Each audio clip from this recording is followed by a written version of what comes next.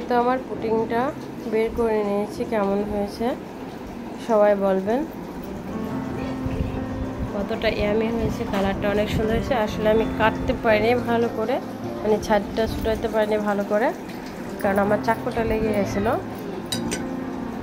এবার আমি আপনাদের একটু কেটে দেখাইতেছি কেমন